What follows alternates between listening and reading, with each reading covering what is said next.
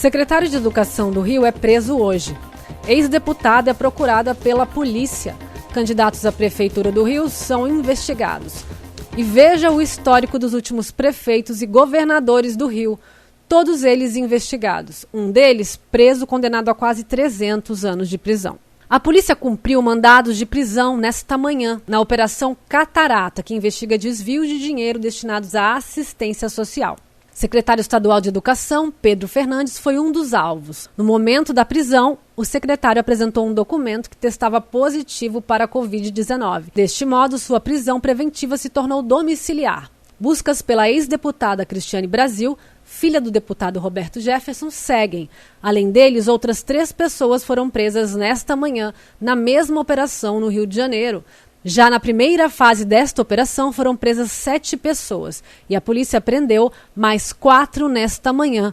Uma, porém, o secretário de Educação em domiciliar e segue em busca da ex-deputada Cristiane Brasil. Fraudes em licitações da Fundação Leão 13, uma fundação ligada a exames e operações de cataratas, são investigadas. Esses contratos teriam sido firmados entre 2013 a 2018. E custaram cerca de 120 milhões aos cofres públicos. Também estava no relatório e foi citado na operação de hoje e também é citado na Operação Leão 13, Cristiane Brasil, por quando era secretária de Envelhecimento Saudável da Prefeitura do Rio de Janeiro. Cristiane Brasil não foi encontrada e alegou perseguição política.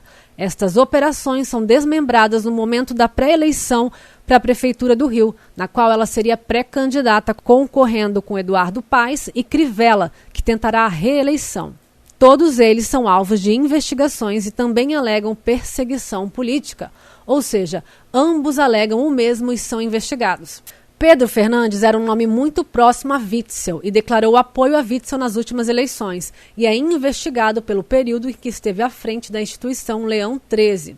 Cristiane Brasil diz que a operação existe há 13 anos e foi comandada somente hoje, em véspera das eleições, para persegui-la e acusa André Siciliano, presidente da Alerj, por essa orquestração. Siciliano é o mesmo que afastou o governador do Rio, Wilson Witzel. E caso o governador Cláudio Castro, em exercício, que também é investigado, seja afastado, quem assumiria seria André Siciliano, que também é investigado.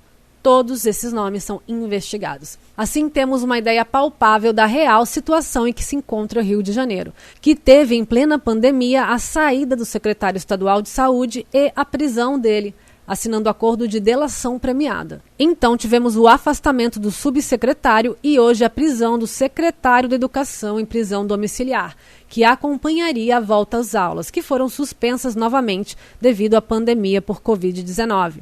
É importante salientar que os 3 últimos prefeitos do Rio são investigados por esquemas de corrupção, entre eles fraude, corrupção ativa, corrupção passiva, evasão de dívidas e lavagem de dinheiro. César Maia, por exemplo, é investigado por corrupção ativa, corrupção passiva, lavagem de dinheiro e adora obras e foi condenado por improbidade administrativa, sendo absolvido posteriormente.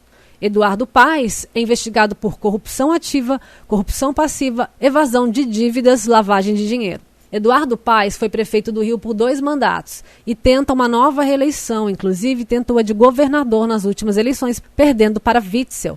O ex-prefeito do Rio foi alvo de um mandato de busca e apreensão nesta terça-feira, dia 8 de setembro, e se tornou réu na Justiça Eleitoral por 3 crimes: corrupção passiva, lavagem de dinheiro e falsidade ideológica eleitoral. A denúncia é baseada em delações premiadas como as de Benedito Barbosa, chefe do setor de propina da Odebrecht, e de Renato Pereira, marqueteiro da campanha de Paes. Em sua delação, Benedito Barbosa afirma que houve caixa 2. São réus com Paes na ação Pedro Paulo, ex-chefe da Casa Civil do Rio, hoje deputado federal pelo DEM. Leandro Azevedo, ex-executivo da Odebrecht. Benedito Barbosa da Silva Júnior, ex-executivo da Odebrecht. Renato Barbosa Rodrigues Pereira, marqueteiro de Paes na época. E Eduardo Bandeira Vilela, sócio de Renato, ex-marqueteiro de Paes na época. O atual prefeito Crivella é investigado pelo Grupo Especial de Repressão ao Crime Organizado sob suspeita de ter enviado dinheiro ilegalmente a paraísos fiscais por meio de empresas Unimetro e Cremo, ligadas à Igreja Universal e Rede Record. Foi investigado também em processo contra empresas Invest Holding e Cable Invest por supostos crimes contra o sistema financeiro. Os casos foram arquivados por falta de provas pelo Supremo Tribunal Federal em 2006.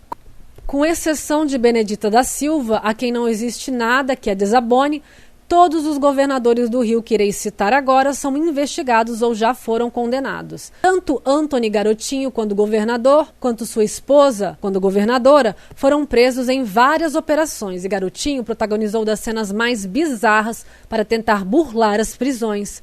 Mas, no fim de tudo, ambos foram absolvidos pelo então presidente do STJ na época, Gilmar Mendes, que hoje é ministro do Supremo. Cabral, Sérgio Cabral, era visto como um homem íntegro e correto e está preso em Bangu, no pavilhão 8 do complexo penitenciário de Jericinó, na zona oeste do Rio. É condenado a quase 300 anos de prisão, em cela comunitária, e tenta recursos constantemente. Mas o que são 300 anos de prisão de um político perto de um ladrão de galinha ou de uma lata de leite, não é mesmo, amores? Nada! Não duvido que ele consiga habeas corpus. Wilson Witzel se elegeu pegando carona no bolsonarismo e foi acusado de oportunista, pois apenas eleito deixou de ter uma relação assim muito amistosa com o presidente. Ao que dizem, estaria pleitando a vaga de presidente da República nas próximas eleições. Witzel foi afastado, pois a PGR o denunciou ao STJ, apontando que o governador se beneficiou do cargo para estruturar uma organização criminosa que movimentou 547 milhões de reais em propinas pagas por empresários da saúde ao escritório de sua esposa. A PGR chegou a pedir a prisão de Witzel, que foi negada pelo STJ.